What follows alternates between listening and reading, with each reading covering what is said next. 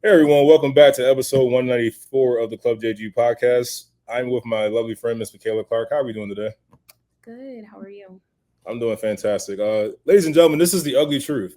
For those who don't know Club JG, we are not just a podcast. We touch on some of those topics in the dating world as well. And this week, we had a little quote from Miss Ayesha Curry. It's really made waves throughout the entire all these social media. It was about her making comments about on a podcast about her marriage, about her life, being married to Steph Curry and what it probably could have been had she not chosen that. And she said the quotes that were, emphasized were she says that she didn't want kids, she didn't want to get married, and she thought she'd be a quote unquote career girl. She says that Steph, her husband, tries to resonate with her, but he just can't. And she says she's gone to therapy to talk about it. And she talks about what her life could have been had she chosen a career instead of family. This sparked a whole bunch of debates. It started a whole bunch of I think a little bit of an attacking nature from everyone. Tom, especially going towards Ayesha Curry. I have my thoughts about it. Just the overall thing about how we got here. But Mickey, I wanted to ask you because I really wanted a woman's perspective on this. Uh, do you feel like the comments that were made by Ayesha Curry were fair, foul? Or do you feel like it's being little bit read into too much, or is it just being totally misunderstood? Like, what are your thoughts overall about this whole thing? Yeah, I think this is a good question. I want to start by saying I didn't watch the whole video, so I don't know the entire context of like what she was talking about this. But I honestly don't think her comments are that crazy. I think, especially like a lot of women online or in general in life, women are told to like look up to like getting married and being a mom and having kids. And I think a lot of women buy into that, and then they have that and they realize like it's actually not fun and they actually don't like it. And I think that's probably kind of what she's going through, whereas like she gave up also because like she gave up a lot to basically support Steph Curry, but also to like raise their kids and to be this mom and this wife. And I think what's happening now is her just kind of reflecting, from what it seems like, her reflecting, and I won't say like regretting it, but maybe she just thought having the kids and having the husband would be more fulfilling than what it actually is. And she's just reflecting on that and about how, I don't know, I think a lot of women can lose themselves in wanting those things. And maybe that's kind of what she's reflecting on now, where she doesn't really know herself or is figuring out herself, and wants more out of her life. Yeah, okay, look, everything you said is 100% valid. I am not over here trying to invalidate what Aisha Curry's feelings are. I want to make sure I'm clear about that. The thing that bothered me about this the most was just like, not because she said it, it's about the fact that where you said it. Like the fact that you kind of aired it out there for everyone to read and to hear about. Mm-hmm. That's the part where I don't agree with Aisha Curry. Again, I totally get where you're coming from. Everyone I feel like should want to live out the life they want to based on their choices. But yes, women definitely she's definitely sacrificed a lot for Steph Curry, to make sure that he continues to do what he does well, and that's play basketball in the NBA and be one of the greatest players we've ever known. They're rich. They seem to have a really nice family. Steph Curry's been come off as a family man, very much so, and Aisha Curry has spoken out before. This isn't the first time that she's really spoke out and everything. She's a very outspoken person, and that's one of the reasons I've been a fan of hers over the years. But I don't agree with like the public side of it all. Like I feel like these are conversations that you should probably have behind closed doors with your partner. Be open and honest about the communication about what you're feeling and how this might affect you. Like I remember there was an earlier thing. I don't remember if she was on like Jada Pinkett's Red Table Talk or something like that. But she had talked about how like she enjoyed, other guys, looking at her, or, she misses the whole like being out there and guys like wanting to talk to her or something along those lines. This is some years back.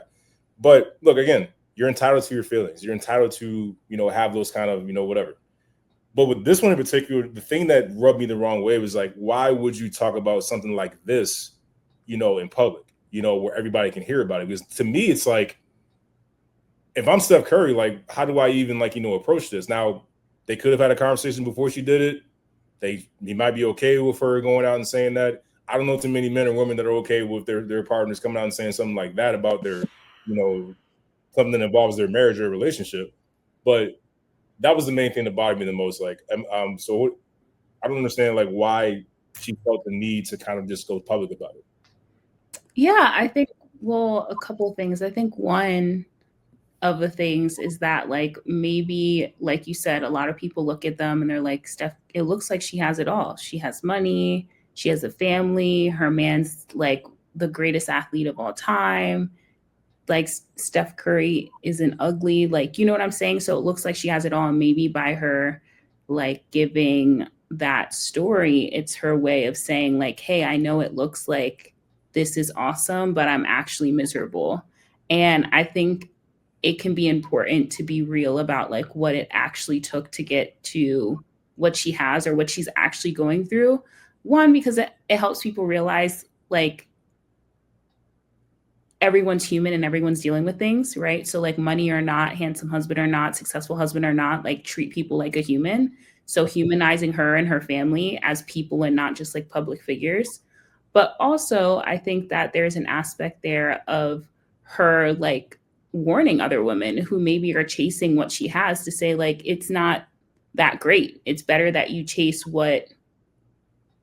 like what you want, not like what the world thinks you should have, not any of that, but like chase what innately you want to be true for yourself. I think the other thing too is like, I'm sure Steph Curry is really busy. And she said something about like, I don't really know the comment about like her not getting attention from other men, but maybe if I could guess, maybe it could also be that like maybe Steph Curry's not giving her a lot of attention because he's, has a brand. He does a lot of things outside of sports too. Sponsorships. I know he has an investment fund. So like he's doing a lot. So I wonder if also she feels lonely, whereas like she's in this marriage, but she isn't getting the attention she wants from her husband and therefore is missing these other things of her life because it's like she sacrificed a lot and she's not fulfilled. That's just another angle to think about it from. I don't know these people though, so I don't know, but yeah. Yeah, we don't know anything about like the dynamic there. So like, I'm not even trying to imply that we do or anything like that because we don't know anything. I'm just speaking from like what is being pushed to my attention, and that's like her comments. Now, again, the attention thing, I understand it, but I can only speak from a male perspective here. Like, if I'm trying to do everything I can to make sure that my wife is happy, the money, the house, the cars, the kids, the family, trying to check off all these boxes, and then later on you still hear that she's miserable or she's not happy. Like, and for me, like, I feel like I failed. Like, I feel like I failed the person who I care very much for, and this person I love. That's like, from a male perspective, like, that sucks. And that you couldn't talk to me about it, or you felt like I didn't listen well enough to really hear you and really see you. To me, that's the part that would hurt the most if I was in that position. Like, I'm feeling like I'm trying to do everything I can to make sure that you're as happy as you are, and I still failed. I think that's the part where like, and then when you hear those, it kind of begs the question, which kind of like, started populating through social media. Like, well, what is the definition of enough? What is going to be enough to satisfy a woman? And unfairly or not, that's kind of what this statement begins to bring out the question. I'm not saying that it's fair. I'm not saying it's unfair. It's that it's going to start bringing out those kind of questions like, well, damn, like what the hell's going to make you guys happy? It's like, that's kind of what goes on through a male perspective. And it's just like, what's the answer between, like, what's the line between insecurity and reassurance? What's the line between, like, am I doing enough to make you happy? Are we communicating enough where it's like, I understand what you're going through? Or are you just telling me stuff that I want to hear so that I'm fine and you're not fine? It's like, what's the line there? Yeah, that's a good question. I'm laughing because I feel like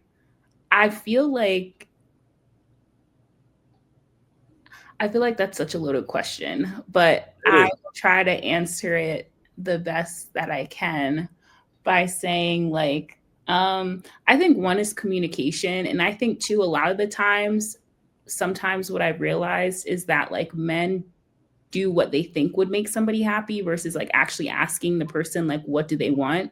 So like, I think and then from the female perspective, like maybe there's a lot of times women go along with things that they're really not fully on board with because they think it's what the other person wants. So then you have two people who think they're doing what each other wants, but it's really not exactly that. That's like the simplest way to explain it. About like, well, what will make you happy? I think it's like first being honest. And it feels like you have to be a lot more flexible, like with your partner, um, than maybe what you think you would want to be. Cause it's not, like, I don't understand why she couldn't have been a career woman and also been whatever to Steph Curry, but maybe she felt like at the time that's a sacrifice she had to make. And now she's not totally happy about it, but she can still pivot now. Like her life's not over. So I think, but maybe she's also finding like maybe Steph doesn't want her to be a career woman. I don't know. You know what I'm saying? Like there's a lot of like, does that change the nature of their marriage? And now she's having to weigh, do I do what's best for my marriage and therefore the kids, sacrificing myself? Or do I do what I want to do and potentially break up my marriage? Who knows? You know what I'm saying? So I'm sure there's a lot going on. You know what I always say? Because I feel like me personally, I've made so many decisions in my life that do not make sense to the people around me, but they make sense to me and they worked out for me. And I feel like what I've learned from that and vice versa. Like I've seen people make decisions and I'm like, that is crazy. And then they make the decisions and they work out for them. And what I realized is that one, like people are making the best decision with information that they have. So like even when we communicate stories to people, I find that sometimes we hold back details or we're embarrassed or shameful to bring up certain things. And so for her to say like she's reminiscing about being a career woman, like there's clearly that is a loaded, like what she's saying publicly is loaded, but I'm sure there's also a lot of backstory that we just don't know that is causing her to have these reflections at this time. But whatever she chooses to do and whatever she chooses to say, I'm sure it is, she's weighed all the pros and cons of going public with it. She's thought about every solution, and the best thing for her is to do this thing, even if it doesn't make sense to us, is how I decide to carry about it. Now I can have my opinion, but I feel like I can understand her in some ways, and in other ways I'm just like, I don't need to necessarily understand it for it to be a valid way for her to move forward in her life or how she wants to engage with the media.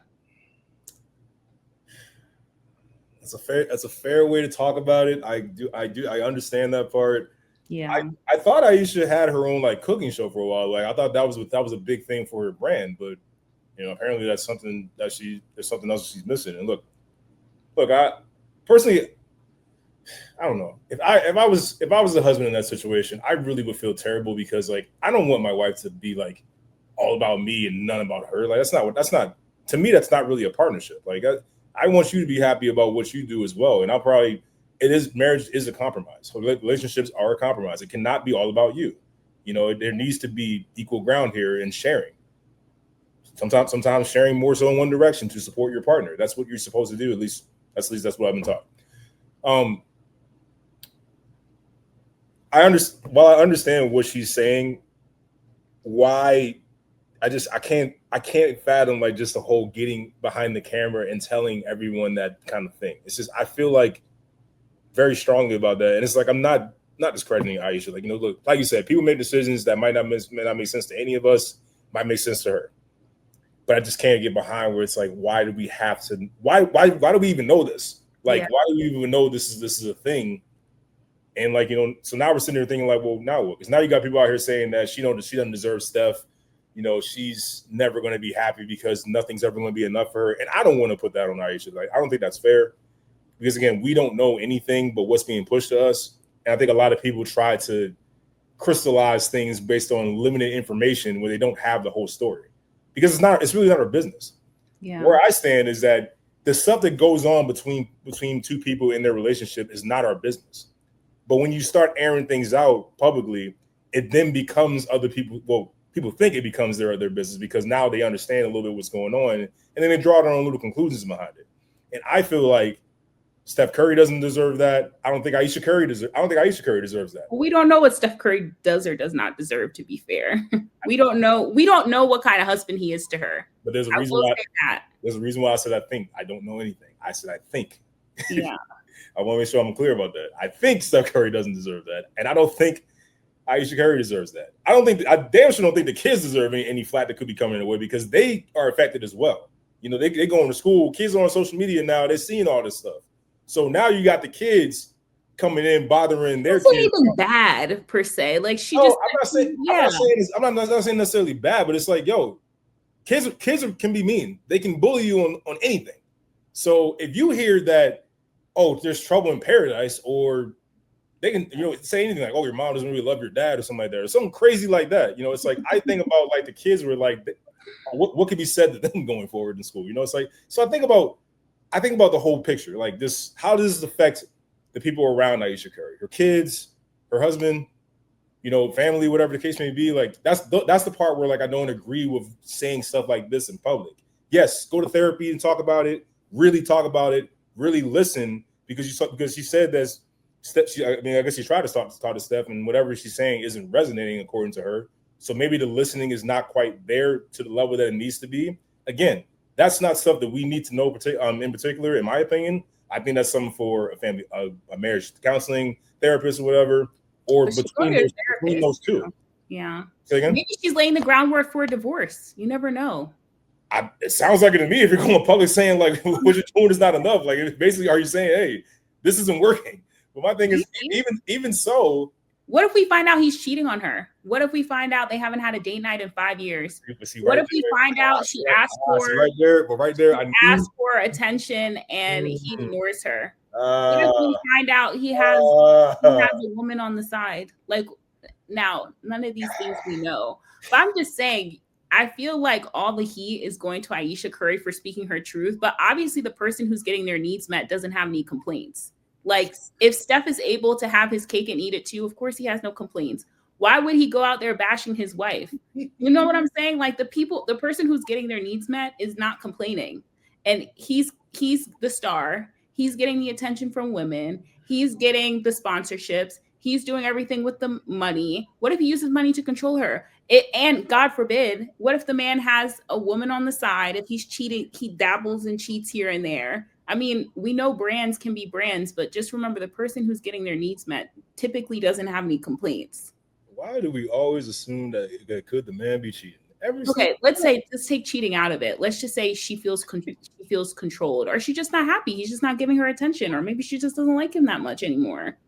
Maybe it's not cheating. You're absolutely right. But I'm just saying, I feel like she, even online, is getting a lot of heat for what she said. And I think that one thing to remember is the person who gets their needs met rarely has any concern. So I'm sure it's hurting Steph's feelings. And he probably doesn't understand because he's really happy with his situation. I'm sure he's really happy because she is probably always picking up the slack, always sacrificing, always doing all those things. So he's not actually feeling he's doing whatever he wants whenever he wants. And so he has no complaints. Maybe he is a little hurt. She's saying this because a lot of times too, I feel like sometimes people look at situations through their eyes, not through like, sure. They're not empathetic. They think about like, well, I'm fine. What's wrong with you? And it's like, have you thought about what this situation is doing to me? Like it's benefiting you. So you have no complaints. You're happy. But have you thought about what it's doing to me? So maybe this is like her going public is also a cry for help. Like, Steph, I'm serious. Like, I'm really not happy. I'm really fed up. And I think that's something to empathize, even as a man, because that's really how you can stop a marriage from going bad. Like, the first time your woman comes to you and says, I really hate this, you being almost obsessive about fixing it and making sure they're happy. Because I think that not listening to women, ignoring women for long periods of time cause situations where it's possible that the man feels embarrassed and he feels like he's failed. But I promise you, this isn't her first time bringing this up. It wouldn't have been to us. I promise you that. The first time he's hearing this is not right now. And maybe he's going to have to, if it ends in a divorce, I'm sure he's going to have to really think about, his actions and everything that led to the point and the part he played in it. But I promise you, if she's been quiet all this time, this is not his first time hearing this. Ayesha Curry is not a quiet lady. Like that part is facts. It's just like this is like the life you choose when you date a athlete that makes it. I mean, Steph Curry made it. PJ made it. PJ is married to that girl, Alicia. PJ Washington's a whole different story, man. It's a whole different story. This guy is that's a whole nother conversation for another day. But I'm just saying, like, dating an athlete, this is kind of what, and I'm not making excuses. I want to lay the groundwork. I'm not making no type of excuses. But I will say, if you are dating an athlete, NFL player, NBA, soccer, it don't matter. The livelihood depends on their performance. So everything has to be straight at home first, because relationships, and I'm telling you from like what I know, it can really affect an athlete's performance. And if the athlete's performance ain't right, that career ain't gonna be right. The career ain't right, it bleeds into the real life, the real world. Like you might not have the millions of dollars, you might not have the house or the comfortable situation you got. You know, things could be totally different. Sometimes women leave when the career doesn't work out for the man, and then you wonder, did he just stick around just in case it worked out? But now that it didn't work out, now all of a sudden it's like, I can't do this. This is too hard, or I'm not being seen. Like, not making excuses, not invalidating what Ayesha is saying. But I think that's the flip side to dating an athlete. If it works out, there's a sacrifice that comes with it. Steph Curry has to be dialed in. He has to continue to play well to get paid, to continue to be like Steph Curry. Most athletes who ain't on Steph Curry's level, who are scratching and clawing just to get a fraction of what Curry has, every single day has to be on point. They can't have an off day. They can't have, stuff going on off the court that can be potentially a distraction. So it's like, if you're going to deal with that, balance. The key here is finding balance. When you're locked into it, you have to understand that the athlete has to put everything into it. When the offseason gets here, then there's more time for like off the court stuff. Try to make sure that home is good, the relationship is good, all that. But I don't know. It's just like there's a sacrifice for every road that you take. If you take the road of being with an athlete, there's going to be some sacrifices you might have to make. If you take the road of not having a family, just be a career-driven person, there's a sacrifice that comes with that. So it's like either way, there's something that you're going to sacrifice. That's just kind of, from what I've learned, that's kind of like how the world works. You're giving something in order to take something. Yeah, I think it's really interesting because like this reminds me, obviously, well, I'm not going to bring that into that. But anyway, would rather just talk about like how I see this in like startup owners or startup like founders who are building companies. They'll, like, a famous founder said that like he was on his second company and didn't want to be on his second wife, or be on his like fifth company on his fifth wife.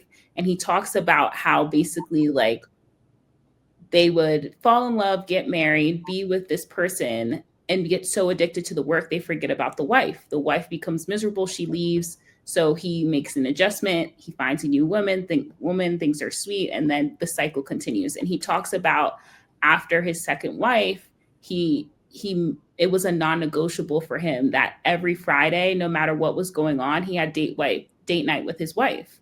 Good. And how that is how he made his third marriage last forever. Because I think a lot of people understand, like, you're busy, you can't always be there. But I think people want to feel that you're making time for them and that you are hearing them out and adjusting to the suggestions, wants, and needs that you have. And if people feel like they're being ignored over time, they're probably going to check out and just not be that into it. So I hear what you're saying about sacrifice and managing expectations and all those things. Unfortunately, I do feel like sometimes people really don't listen to women, if I'm being honest, especially men. And once you're married, it's like, I feel like they feel like you're locked in, I'm locked in, go buy a bag or something. Like, I feel like it's very like, they're just not listening to women in the way that they should be listening to women. And I'm not saying every request from a woman is reasonable, but I do think that if more men listen to women, they would, and I mean actually listen to and then act on the thing that they're hearing, I do feel like there would be less issues. I know it's hard because I feel like it requires a lot of men to like not fix your ego, but it's like sacrifice. I think it gives you a peek into like a woman's life. And I think that men are not used to sacrificing in that way. So like a woman requesting for you to stop doing something, or for you, like, no, you've never had, like, a lot of men have never had to do that. Like, oh, stop, end my work early. Like, I love my work, or not do this. Like, what I love, da da da da. It's like, well, that's kind of, do you want to keep this too? I think it's expected, just like, it will be all right. I'm going to do what I want. I'm going to tell her this to keep her quiet, and then I'm going to do whatever. Mind you, I do, yeah. But it's kind of just like, do you want Steph to stop playing basketball and stop? I don't think that's what she's asking. No, I'm not saying that's what she's asking. I'm just saying, like, you say that men don't sacrifice as much as women. Now, that can be a debate with things, but I think to have the career that a lot of, and I'm going to stick with the athlete thing here, to have the career that most athletes will have or hope to have requires a ton of sacrifice. Mm-hmm. Like, time. But that's what he wanted. That's the whole point. He's chasing something he wants. Yeah, the time in general right there, that's a sacrifice right there. Yeah.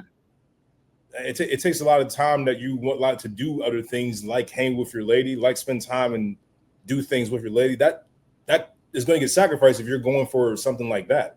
A lot of careers are like that. And yes, balance. I love what you said about the guy, making Friday non-negotiable date night with his wife. Perfect. I think that's very important, because it's important to want to make time with the person you're going to be with. Yeah, I understand we all have lives. We have things that we do.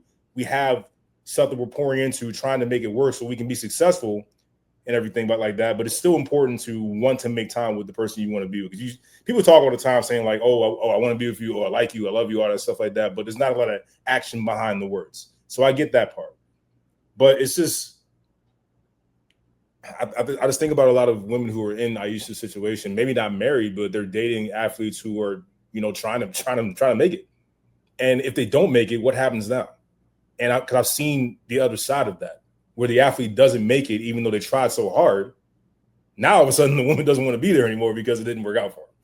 So it's like, it's unfortunate. I'm not saying everyone, but there's plenty of examples where I've seen that, where it's like the guy's now trying to figure out his life without the sport that he's tried to make, and it's difficult. Now you really need somebody there to help support you, be there for you. And a lot of times it doesn't end up being that situation. I think that's a fair comment. I think sometimes it does work out for the athlete, and other times it doesn't work out for the athlete. I do think too that, like, I do feel like some athletes, if they think they're going to make it, they literally don't care. Like, I don't think they're like really doing the work to find out, is this woman with me for real, or is she with me for the money? I think they're not thinking with like that, or maybe they're assuming it. I don't know how it works in their head, but I do feel like the flip side is like, well, a lot of times, like, those athletes wouldn't pick the girl if she wasn't attractive. It's not like either of them are doing charity work. Like, if she's with you for the money and you're with her because she looks good. Yeah, I don't, you know what I'm saying? Like, I don't know, like, I don't know that. Yeah, sure, look, there's a tip for tab like on both sides. Yeah, like, I don't know if it's like the athlete was doing charity work and now he's upset that he was so down to earth and so whatever, and now this girl left him. And I mean, but the timing makes it look weird, where it's like, okay, well, first, I don't think it does make it weird. And then from the beginning, it's like, okay, look, this pretty girl comes to your picture, and it's like, okay, why the hell is she here? Like, are you sure that she would be here if I wasn't playing football, basketball? Or is it just because I happen to be playing football, basketball? I get into these certain rooms and now she sees me. But then I get to a point where it's like, this isn't going to work out. And I have to find a new career. I have to find my plan B and everything. Now all of a sudden, it's not working out. I'm not saying that either side is, I think there's a tip for tat here. No? I will tell you this. I feel like I was dating somebody before they made it to the NFL. And I think they ended up making it to the NFL and lasted a couple years and no longer is playing. But I'm telling you right now, I would have never left if my needs were being met. And that had nothing to do with it being like, oh, you didn't make it long enough or you didn't make it. It had nothing to do with any of that. It has sometimes to do with like your dreams don't come true, you lose your sport and you become a terrible person to be around too. Sometimes your attitude is terrible and you're always sad and you're taking it out on me and now I don't want to be with you. Not that that's what happened in my situation, because it's not, but I'm just giving that example too. Yes. That like now your entire personality has changed and now instead of treating me like with kindness and appreciating my support because I'm kind, you're taking it out on me, or like, you know what I'm saying? So that's why I'm like, you know, sometimes, yes, people are there for, you know, the glitz and the glamour. And once that leaves, they do too. But then sometimes also it's like, you're miserable and you're mean to me and I don't want to do this anymore. That's fair. Look, yeah, and what you're saying is absolutely fair, because I think there are a lot of men who, you know, they realize that they might have failed in the career that they aspired to be, and the depression kicks in, the uncertainty kicks in, the search for purpose kicks in as well. It's hard. Mm-hmm. Doesn't mean that it's fair that you take it out on someone who actually loves you and is still there trying to support you. Don't take it out on them. That's the part I don't agree with for sure. It's really difficult. Like when, and I can speak from a male perspective here. Like, look, when we don't succeed at the thing that we work so hard for, we feel like less of a man. We feel like we failed. We feel like we didn't fulfill our purpose as men. Like we don't feel like the alpha. We don't feel like the king that we are. We just feel less than. Mm-hmm. And we look at our woman, and it's like most of the time, like, if the woman's doing better than the man, first of all, God, the ego is going south. And I think that's a really terrible thing that a lot of men deal with, where it's like they let their ego take over, and it's like you feel like less than if your woman is making more money than you or is being more successful than you at the moment. I think that's stupid. I think that should be a motivator for you to keep trying to get better, as opposed to taking it out on her and resenting her. That part is stupid. But to play devil's advocate, it's easy to fall into that. It's easy to fall into like blaming other people around her, or taking out the anger and the frustration and the failure onto somebody else, because it just becomes like it kind of takes over. You know, it makes you just, you know, question your worth. It questions your what is my purpose in life now that I don't have this thing anymore. Mm-hmm. But yeah, the consensus with Ayesha Curry, I understand everything she's saying. I understand the validation and everything, but I just wish that she probably wouldn't have said it like publicly. I feel like that's like a behind the closed door conversation. That's just how I feel about it. I think you and I are on opposite ends with that part.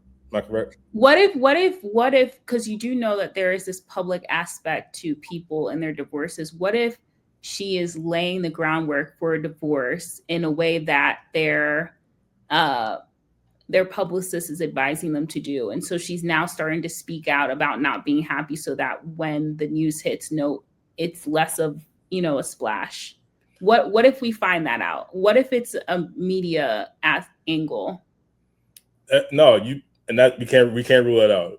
When we think about some of the stars we have in today, the Currys are stars. Ayesha's a star in her own right. Steph Curry's a star, obviously, in the NBA. So it very well could be a publicity stunt to lay out the groundwork for what could be coming down the road. We don't know anything, guys. We're just speculating based on what's been pushed to us.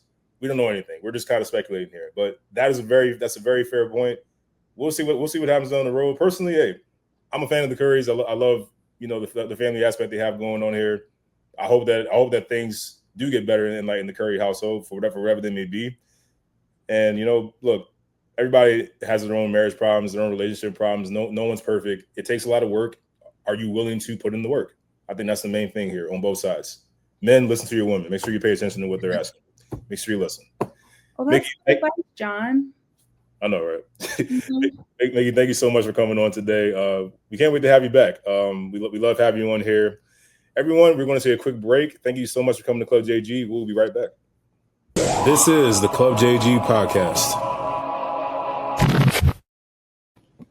The Penn State Nittany Lions are an absolute disgrace. James Franklin is a coach that needs to be on the hot seat. I think the hot seat is burning up enough where it's like, why the hell is he still there? That's where I am with James Franklin and the Penn State Nittany Lions. Apparently, there's a $56 million buyout clause to get James Franklin out of there. I think the boosters should pay it. I think the sponsors and the boosters should do everything they can to raise that $56 million and pay it because they got it.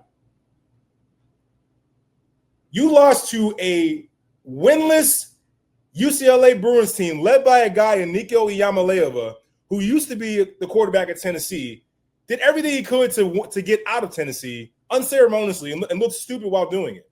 And then UCLA starts the season off as an absolute dumpster fire. Head coach is gone. Offensive coordinator is gone. Defensive coordinator is gone. You were a 25.5-point favorite on the road at UCLA. There were barely fans in the stands. And you find a way to give up 42 points on defense to UCLA, who hasn't won a game yet. 42 points. Your offense did not get going. Once again, your offense took its time getting going, Drew Aller. And you lose. You find a way to lose this game. You've fallen out of the rankings completely. The committee was done with you. They didn't give you any kind of leeway. They said after the loss you suffered at Oregon, looking like garbage for the first 3.5 quarters before you even got points on the board, really. Ended up losing that game in double overtime thanks to a really bad play by Drew Aller. You come back the next week and lose to a winless UCLA team that everyone says that it's just packing it in, just trying to get through the season, get to the offseason, and enjoy the California sunshine and the palm trees. That's where we were with UCLA. You find yourself losing that game, a 25.5-point favorite. When is enough? Every year we talk about James Franklin and Penn State. On paper, they look really good. On paper, they should compete for a national championship. On paper, they're this and this. On the field, you don't match what's on paper. James Franklin doesn't match what's on paper either. He's 4-21 against the top 10 teams in the nation. You got to beat the top 10 teams to win the national championship now, right? No, you got to win. Let alone 1-16 against Ohio State, who you got to see every year in the Big Ten. You can't beat them either. So you got to face them again. People saying Penn State's last chance. I don't think they have a last chance, quite frankly. I don't think they have a last chance.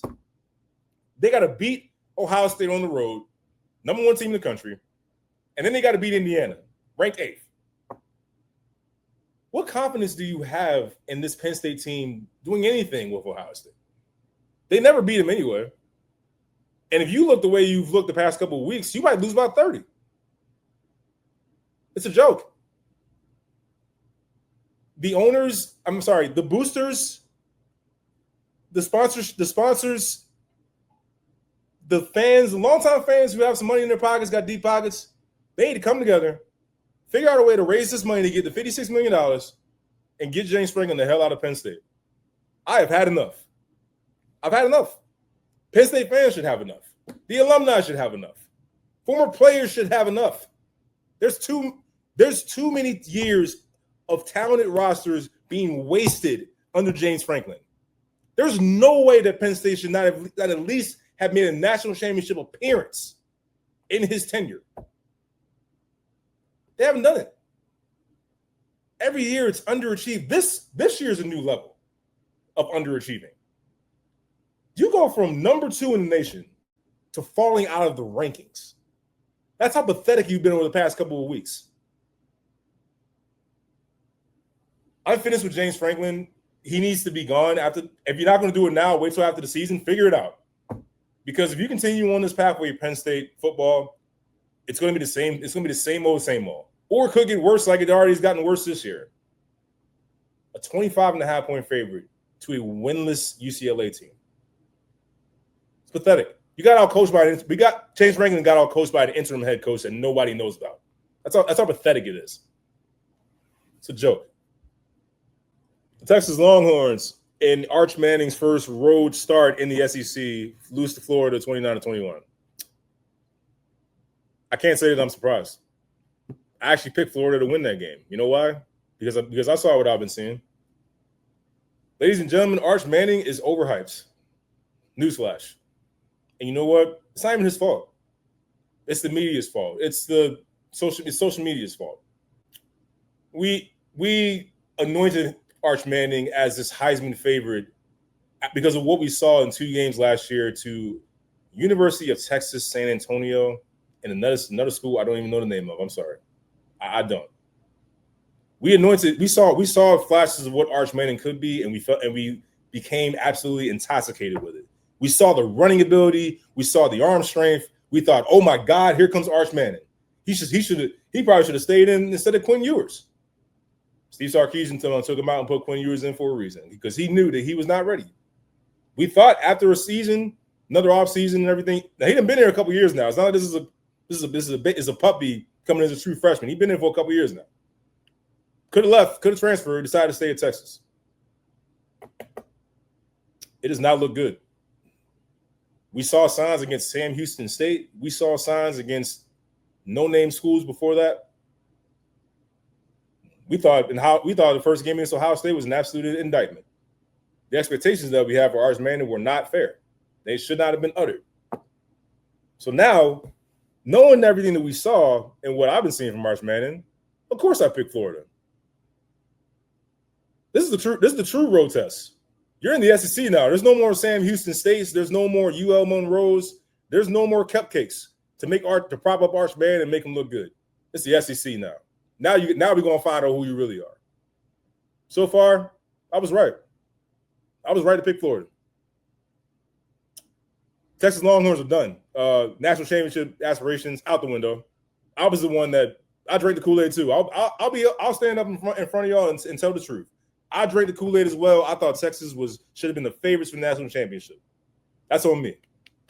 I drank the Kool-Aid. I too fell in love with Arch Manning in those two couple of games last year, and I shouldn't have done it because of who he was playing against. But Ohio State told me a lot of things. Arch Manning can get better. He can. But because of his last name being Manning, everyone assumed that he was going to be this unbelievable generational superstar off the rip. Michael Jordan's kids went through this.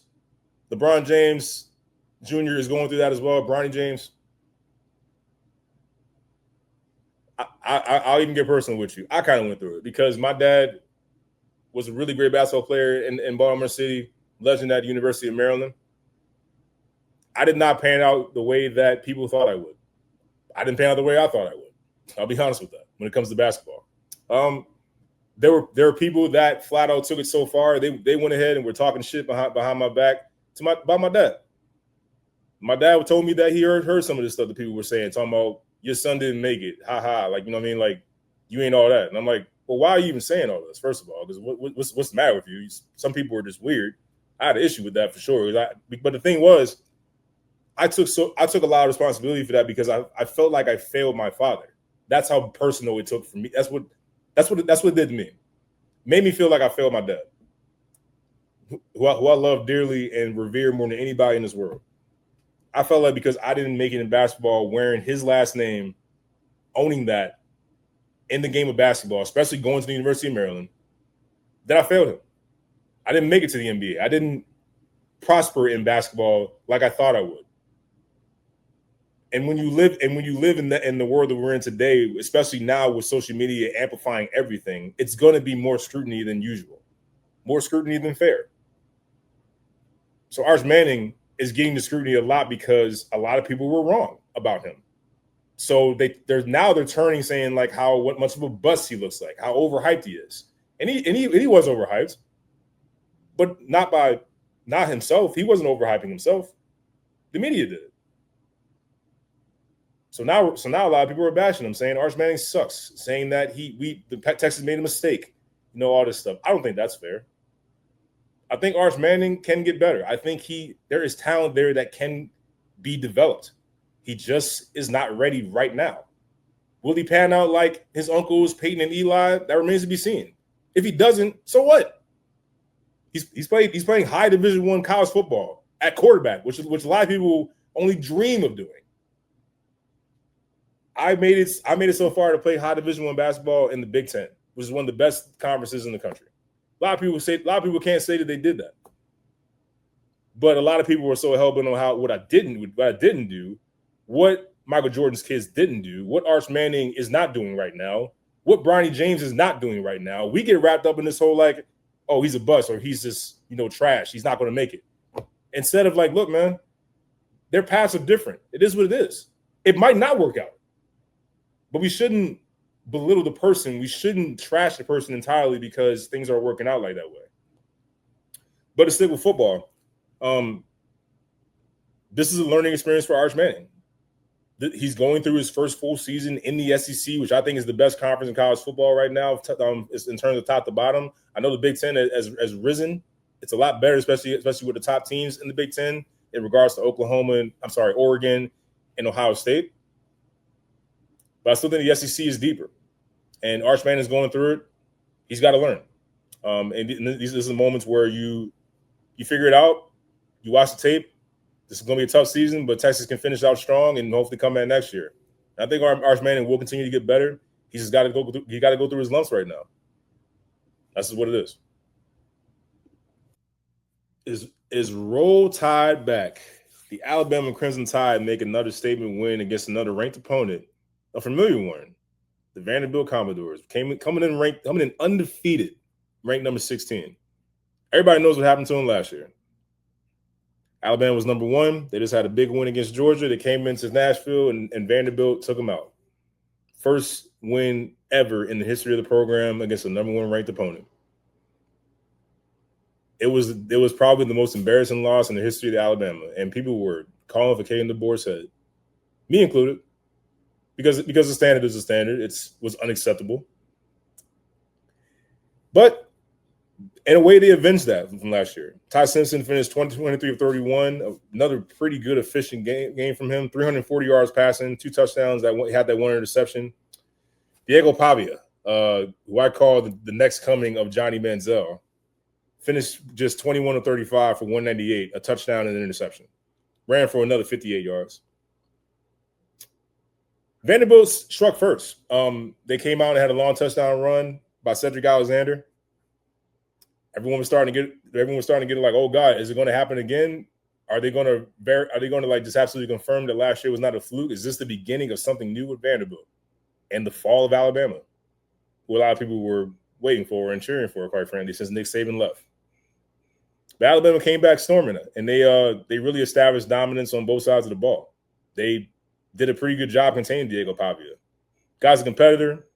You love the moxie. You know, he kind of gives you a little bit of a cocky. He's a cocky son of a bitch. Let's be honest.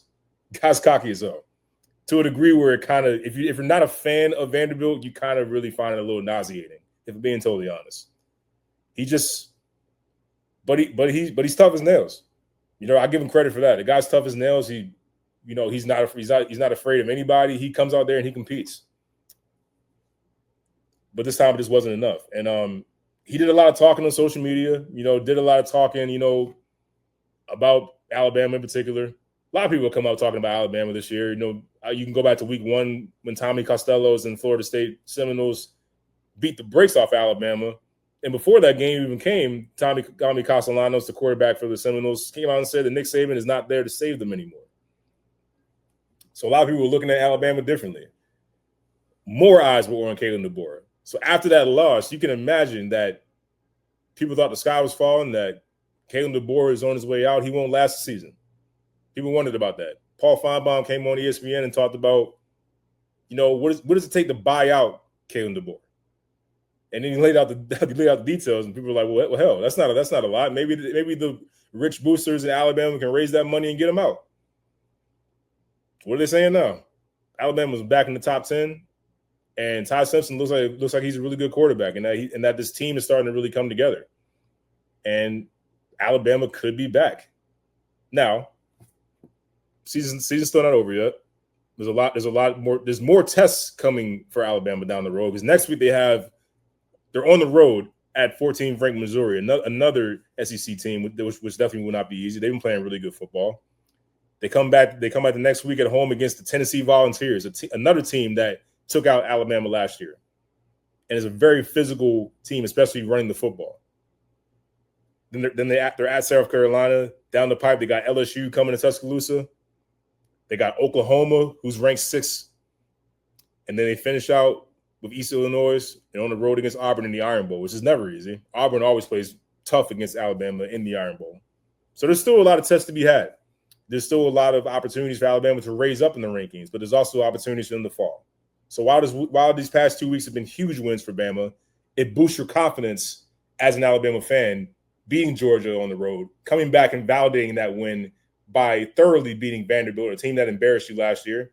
There's a lot of confidence to be had here, but the season's not done yet. There's a lot of things that Alabama needs to continue to do, and they have to make the playoff. That's the bare minimum right now for this program, especially after last year went down. They have to make the playoff.